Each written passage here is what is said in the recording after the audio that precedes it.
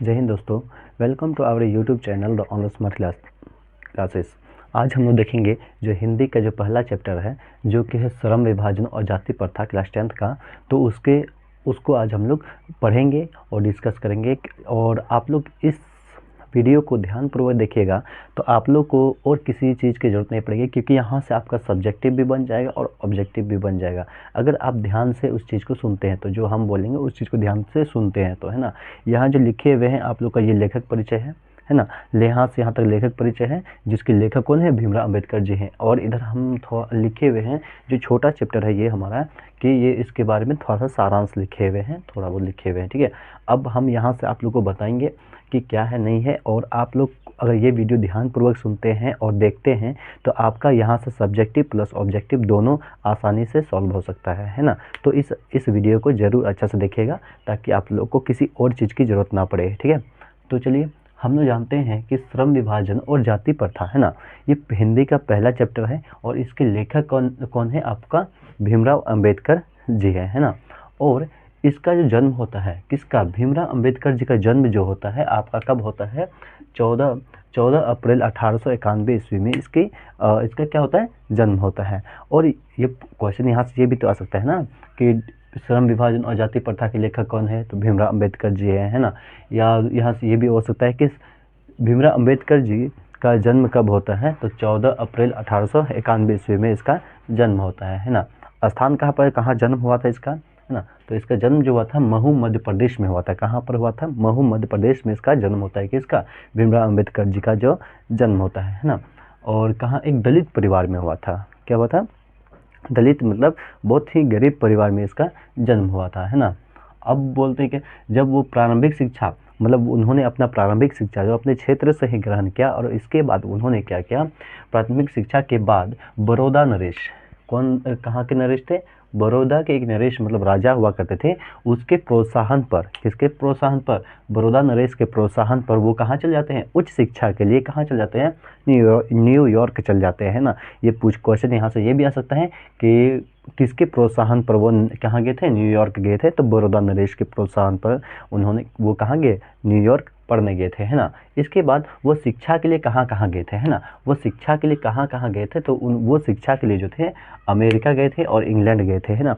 और वो कुछ सब वहाँ से पढ़ लिख करके, वकालत की पढ़ाई करके वो स्वदेश लौटते हैं। और वो क्या करते हैं? अपना स्वदेश में कुछ दिनों तक वकालत भी करते हैं, है ना। तो पूछा जाएगा वो वकालत कहाँ पर कर रहे थे? तो स्वदेश में करता, अपना देश में, है ना। तो उन्होंने क्या किया था? अछूतों, स्त्रियों और मजदूरों को मानवीय अधिकार दिलाया, है ना। उन्होंने क्या किया था? अछूतों किसको बोलते हैं? तो अछूतों उसको बोलते थे कि पुराने ज़माने में क्या होता था कि छुआछूत जैसी व्यवस्था थी। मतलब छोटी जाति बड़ी जाति से बहुत ज़्यादा भेदभाव करता था और उसको देखना पसंद नहीं करता था। जिस राह पर वो जाते थे छोटा जाति के लोग, मतलब छोटा जाति के लोग, उस राह से बड़ी जाति वाला जाते नहीं थे। अगर जाते भी थे अछूत लोग, तो उन लोग के पीछे में जो था कुछ कपड़ा, झाड़ू बांध दिया था, ताकि वो उसका जो पैर का जो निशान होता है वो साफ होते चल जाए, है ना। तो इस वजह से ये इसको अछूत कहा जाता था उस समय के ज़माने में, पुराने ज़माने में, है ना। और स्त्रियों की उस समय बहुत ज़्यादा दुर्दशा थी। मतलब उस समय एक तरह से स्त्रियों को खिलौना की तरह ट्रीट किया जाता था। होता था क्या? स्त्री सती प्रथा व्यवस्था थी उस समय, है ना। बाल विवाह वगैरह थी, है ना। तो इस वजह से भीमराव अंबेडकर ने इन सभी और क्या मजदूरों के साथ बहुत ज़्यादा भेदभाव किया जाता था। स्त्रियों के साथ तो बताइए, अगर कोई मान चलिए कोई, उसमें तो पहले तो ये थी कि बाल विवाह होती थी, है ना। तो एक छोटी सी बच्ची का अधेड़ उम्र के पुरुष के साथ उसका विवाह कर दिया जाता था। और साथ ही साथ जब उसके पुरुष मर जाते थे तो उसको सती कर दिया जाता था उसके साथ में, मतलब जिंदा जला दिया जाता था उस लड़की को। तो इतनी मतलब क्या बोला जाए तो एक तरह से इतनी घटिया नीति थी उस समय, है ना। और था कि मजदूरों के साथ भी बहुत ज़्यादा भेदभाव हुआ करता था, है ना। और वो ये तो उन्होंने क्या किया भीमराव अंबेडकर जी ने, ये इस चीज़ की स्थिति को देखते हुए, क्योंकि ये भी उसी अछूत, मतलब ये भीमराव अंबेडकर इसी कैटेगरी, मतलब इसी वो जाति में आते थे, है ना। तो उन्होंने उस चीज़ को झेला था कि किस तरह से भेदभाव होता है, किस तरह का वो उस चीज़ का सामना करके, वो तो उतना पढ़ाई कर लिए, लेकिन हर कोई व्यक्ति वो ऐसे सामना नहीं कर पाता है। या समाज में बहुत सारे व्यक्ति को सब भेदभाव होता था तो उससे अच्छा नहीं लगता था। तो इस वजह से वो क्या करते हैं, वकालत की पढ़ाई करके और देश के लिए वो क्या करते हैं, अछूतों स्त्री और मतलब और छोटी जाति के लिए एक मतलब मसीहा के रूप में सामने आते हैं। अभी भी भीमराव अंबेडकर जी को पूजा कई कई जगह में पूजा जाता है, क्योंकि वो एक संविधान को लिखने वाले एक ऐसे व्यक्ति थे जिन्होंने सभी को समान अधिकार दिया है ना। अभी जो हम लोग एक दूसरे के बारे में बोल सकते हैं, कहीं भी घूम सकते हैं, तो ये अधिकार किसने दिया था, भीमराव अंबेडकर जी ने, और उन्हें संविधान को लिख करके जो दिया, अभी भी उस चीज़ को फॉलो किया जाता है ना। तो वही चीज़ कहते हैं, अछूतों, स्त्री और मजदूरों को मानव अधिकार दिलाया उन्होंने, किसने, भीमराव अंबेडकर जी ने, है ना। ये क्वेश्चन भी पूछता है, ठीक है, तो याद रखिएगा। वो 3 व्यक्ति से प्रेरित थे ना। कितने व्यक्ति से प्रेरित थे, 3 व्यक्ति से। अब कौन कौन थे वो, बुद्ध थे ना, कौन थे, बुद्ध थे, कबीर थे और ज्योतिबा फूले जी थे, है ना।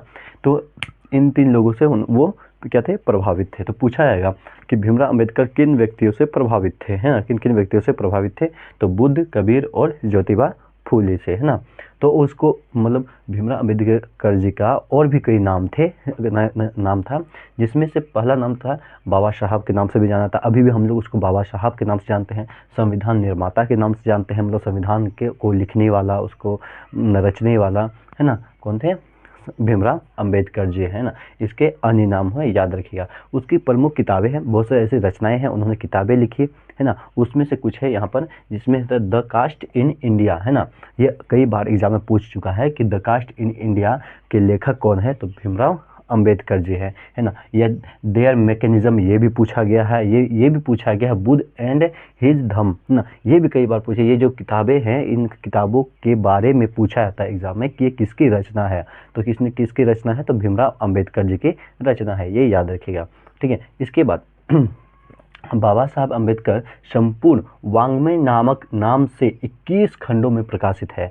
कितने खंडों में प्रकाशित है, तो आप लोगों को याद रखना पड़ेगा, 21 खंडों में। कितने खंडों में, मतलब ये क्या बोलते हैं, वाङ्मय नाम से विभक्त प्रकाशित हुआ है, तो 21 खंडों में। कितने खंडों में, 21 खंडों में, है ना। और इसकी आखिरकार इसकी मृत्यु होती है, और इसकी मृत्यु कब होती है, तो दिसंबर 1956 में इसकी मृत्यु होती है। कहाँ पर होती है, तो दिल्ली में हो जाती है ना। कहाँ पर होती है, दिल्ली में होती है। तो हम लोग यहाँ से देखें क्या, भीमराव अंबेडकर जी के बारे में, उसके लेखक परिचय को हम लोग संपूर्ण देख लिए। और यहाँ से इसके यहाँ के मतलब इससे हटकर और मतलब बोला जाए तो ऑब्जेक्टिव आ ही नहीं सकता है, अगर देखा जाए तो, क्योंकि किताब में जितना दिया गया है हम टोटल आप लोग को बता चुके हैं। जैसे श्रम विभाजन और जाति प्रथा के लेखक कौन है, तो आपका भीमराव अंबेडकर जी है। कौन है, भीमराव अंबेडकर जी हैं। इसका जन्म कब होता है, तो 14 अप्रैल 1891 ईस्वी में इसका जन्म होता है ना। कहाँ होता है, तो महू मध्य प्रदेश में इसका जन्म होता है ना। ये एक दलित परिवार में जन्म होता है वो। और ये भी पूछा जाता है, ये मतलब किसके प्रोत्साहन पर वो इंग्लैंड गए, तो बड़ौदा नरेश के प्रोत्साहन पर वो कहाँ जाते हैं, इंग्लैंड पढ़ने के लिए जाते हैं। और वहाँ से वापस आकर के और पढ़ने के लिए कहाँ कहाँ जाते हैं, तो अमेरिका, इंग्लैंड, वहाँ जाते हैं। और वहाँ से वकालत और बहुत सारे डिग्री को हासिल करके वो क्या करते हैं, स्वदेश आते हैं। और वहाँ पर अपना क्या होता है, कुछ स्वदेश में आकर के वकालत भी करते हैं कुछ दिनों तक, है ना। ये ऑब्जेक्टिव यहाँ से बन रहा है ना। और क्या उन्होंने किस किस क्षेत्र में काम किया, तो उन्होंने अछूतों, स्त्रियों और श्रम विभाजन जैसे जाति प्रथा वगैरह, इसके मजदूरों के पक्ष में उन्होंने बहुत सारा ऐसे उद्धारजनक काम किए, है ना। और वो किन किन व्यक्तियों से प्रेरित थे, तो आपका हो जाएगा बुद्ध, कबीर और ज्योतिबा फूले से आपका प्रेरित थे। इस बार का ऑब्जेक्टिव में, इस बार 2026 में जो एग्ज़ाम हुआ था उसमें पूछा गया था इसकी मृत्यु कब हुई थी, दिसंबर 1956 में इसकी मृत्यु होती है ना। तो ये पूछा भी गया है। तो ये इन व्यक्तियों से क्या थे, प्रेरित थे। और इसे किस किस नाम से जाना जाता था, और उसके कितने नाम थे, है ना। नाम तो बहुत सारे थे, लेकिन कुछ है यहाँ जिसमें बुक में दिया गया है, बाबा साहब और संविधान निर्माता के भी नाम से जाना जाता है ना। ये चीज़ ऑब्जेक्टिव में पूछता है। इसके बाद कुछ पूछा जाएगा, जैसे द कास्ट इन इंडिया के रचयिता कौन है, तो भीमराव अंबेडकर, डॉक्टर भीमराव अंबेडकर जी हैं, है ना। या तो फिर पूछा जा सकता है देयर मैकेनिज्म के लेखक कौन है या रचनाकार कौन है, तो भीमराव अंबेडकर जी। या बुद्ध एंड हिज धम्म के रचनाकार कौन है, तो कौन है, डॉक्टर भीमराव अंबेडकर जी हैं, है ना। और इसके बाद इसकी मृत्यु कब होती है? तो 1956 ईस्वी में इसकी क्या होती है? मृत्यु दिल्ली में हो जाती है। कहाँ पर होती है? दिल्ली में होती है। अब हम लोग यहाँ से देख लिए क्या, लेखक परिचय, संपूर्ण लेखक परिचय देखे, और जिसमें से आप लोग को ऑब्जेक्टिव जो है 100% कुछ ना कुछ एक या दो यहाँ से आती है, आप लोग देख लीजिएगा, ठीक है। अगला आता है हम लोग का पाठ परिचय, है ना। हम लोग पाठ में देखेंगे क्या ये, अब हम लोग देखते हैं, पढ़ेंगे श्रम विभाजन के बारे में, है ना। जैसे हेडिंग है हम लोग का, चैप्टर का नाम ये है श्रम विभाजन और जाति प्रथा। श्रम विभाजन का मतलब क्या होता है? श्रम विभाजन का मतलब है काम का बंटवारा करना। क्या करना? काम का बंटवारा करना। जाति प्रथा मतलब क्या होता है? जाति मतलब जाति का बंटवारा, जैसे होता है ना, जाति प्रथा मतलब होता है ये कोई मतलब कोई जोल्हा है, कोई नाई है, ये क्या है? एक तरह से जाति प्रथा है। क्या है? जाति प्रथा है। तो भीमराव अंबेडकर जी ये मतलब कहानी लिखने का मतलब ये होता है कि जाति प्रथा के आधार पर श्रम का पहले बंटवारा किया जाता था, है ना। पहले होती थी क्या, अगर कोई जिस जाति का है तो वही काम करेगा। जैसे नाई है तो वो उसके जो जितने भी उसके परिवार हैं, वो जो काम करना चाहता है, जो लड़के मतलब जो काम करते हैं, वो सिर्फ बाल ही काटेगा, है ना। बढ़ई है तो बढ़ईगिरी करेगा, जोधा है तो कपड़ा बुनेगा, है ना। तो इस वजह से इस तरह से पहले के ज़माने में होता था। तो जाति प्रथा, श्रम विभाजन, है ना। तो जाति प्रथा तो समझ गए और श्रम विभाजन भी समझ गए। मतलब पहले के ज़माने में होता क्या था कि अगर कोई छोटे जाति का है और जो नाला साफ करता है, तो उसके जो जितने भी बच्चे होंगे या फिर जो भी उसके सदस्य होंगे, परिवार के सदस्य होंगे, वो सिर्फ नाला साफ करेंगे। अगर नाई परिवार के जितने भी सदस्य हैं तो वो बाल काटेंगे, बढ़ईगिरी है तो वो बढ़ेगी, जोल्हा है तो कपड़ा बुनेंगे, है ना। तो ये सब व्यवस्था उस समय थी, और ये इसके अलावा कोई और काम कर नहीं सकता था। मतलब अगर वो चाहे कि दूसरा काम करेंगे, नहीं, उस समय नहीं। अगर आजकल मान लिया जाए को मतलब ब्राह्मण लोग मतलब रेलगाड़ी चलाए, तो हम लोग और दूसरा छोटे जाते कोई नहीं चलाएगा, है ना।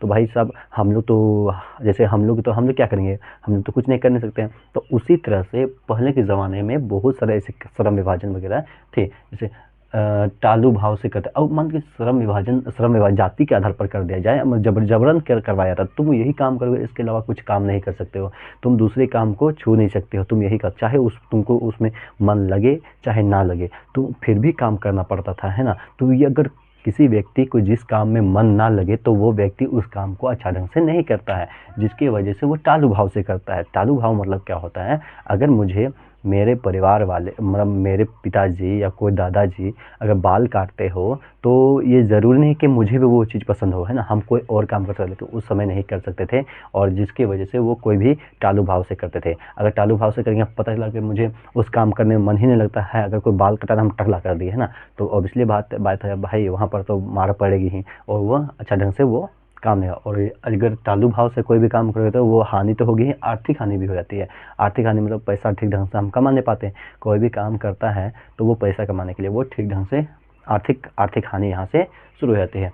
और ये जो काम का जो बंटवारा है, ये गर्भ में ही तय होता है। जाति का जो बंटवारा हो जाता है, ये गर्भ में ही तय हो जाती है ना, कि हाँ अगर गर्भ में है तो इस जाति में जन्म लेने वाला है तो इस जाति का ही वो व्यक्ति कहलाएगा और यही काम करेगा आगे चल करके, ठीक है। ये चीज़ देखने को मिलती थी। साथ ही साथ और जातिवाद के पोषक श्रम विभाजन को अच्छा मानते थे। कहते थे अगर मान चलो कोई अगर नाला साफ करता है तो वो नाला नहीं साफ करेगा तो क्या करेगा?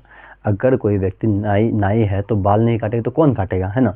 तो चलो भाई उतना ठीक है, लेकिन ये भी तो स्वतंत्रता होनी चाहिए उसके अंदर में, मतलब उसके परिवार को ये स्वतंत्रता तो होनी चाहिए कि वो आजकल अपने इच्छा के अनुसार, अगर मान लो मेरे पिताजी अगर बाल काटते हैं, ज़रूरी नहीं कि मुझे भी वो काम अच्छा लगे और मैं वही काम करूँ, मैं और काम कर सकता हूँ। लेकिन पहले के ज़माने में ऐसा नहीं था, अगर तुम ये काम करते हो तो वही काम करना पड़ेगा, दूसरा काम नहीं कर सकते हो, ये चीज़ थी। तो वो स्वतंत्रता नहीं थी हमें स्वतंत्रता नहीं थी कि हम कोई काम को चुन सकें।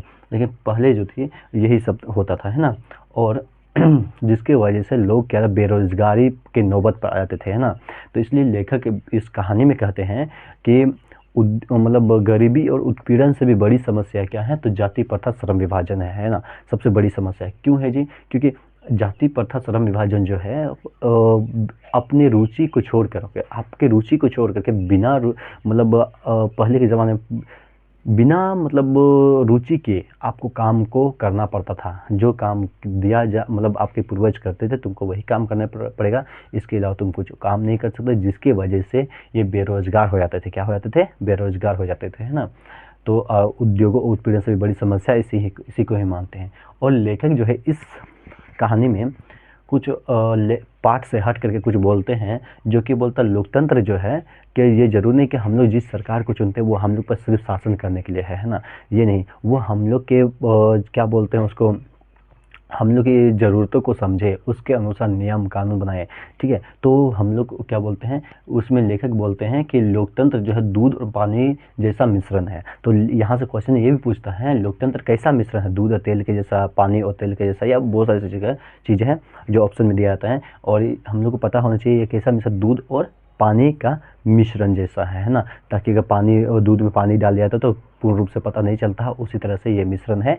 तो ये आपको यहाँ से आपको क्या बोलते हैं, पाठ परिचय भी होते हैं। बहुत छोटी कहानी है, पाठ है, जिसकी वजह से ये छोटी सी हम लोग कहानी पढ़े। और आई होप आपको समझ में आया होगा। यहाँ से आप लोग को ऑब्जेक्टिव एक बार अगर चाहते हैं तो स्क्रीनशॉट ले भी सकते हैं, ताकि आप लोग यहाँ से रिविजन भी कर सके, है ना। यहाँ से आपको पूरा का पूरा ऑब्जेक्टिव, है ना, ऑब्जेक्टिव भी बन जाएगा। सब्जेक्टिव के लिए आप लोग को अलग से वीडियो आएगा, ऑब्जेक्टिव के लिए भी। और अलग से हमको नहीं लगता है कि इसके अलावा और कहीं से इस पाठ में और ऑब्जेक्टिव कहीं से पूछा जा सकता है।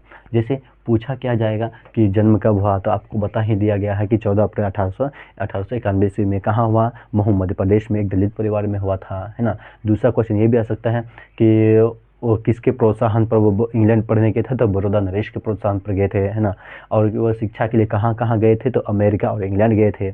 इसके बाद वो किस किस के लिए काम किया था? अछूतों, स्त्रियों, मजदूरों, दलितों के लिए उन्होंने बहुत सारा उद्धारजनक काम किया था। वो किन किन व्यक्तियों से प्रेरित था, तो वो किस किस कबीर, बुद्ध और ज्योतिबा फुले से वो प्रेरित थे, है ना। और उसका नाम क्या था? अन्य नाम मतलब, और किस किस नाम से जाना जाता था। या तो पूछा ऐसा भी जाता है कि बाबा साहब किसका नाम है ना, किसका नाम है? तो डॉक्टर भीमराव अम्बेडकर जी का नाम बाबा साहब। संविधान निर्माता किसे कहा जाता है? तो किसे कहता है? डॉक्टर भीमराव अम्बेडकर जी को कहा जाता है। यहाँ से इस तरह से ऑब्जेक्टिव आपका बन रहा है ना। और इसके जैसे यहाँ से पूछा जाएगा द कास्ट इन इंडिया के लेखक कौन है या रचनाकार कौन है, तो भीमराव अम्बेडकर जी हैं। या तो यहाँ से ये भी पूछा जाए देयर मैकेनिज्म के लेखक कौन है या रचनाकार कौन है, तो आपको पता होना चाहिए डॉक्टर भीमराव अम्बेडकर जी हैं। यहाँ पर बुद्ध एंड हिज धम्म, है ना, ये किसकी रचना है, तो डॉक्टर भीमराव अम्बेडकर जी है। या तो पूछेगा लोकतंत्र किसका कैसा मिश्रण है, तो दूध और पानी जी का मिश्रण के जैसा ये है ना। आई होप ये कहानी, ये लेखक परिचय और ये पाठ आपको समझ में आया होगा।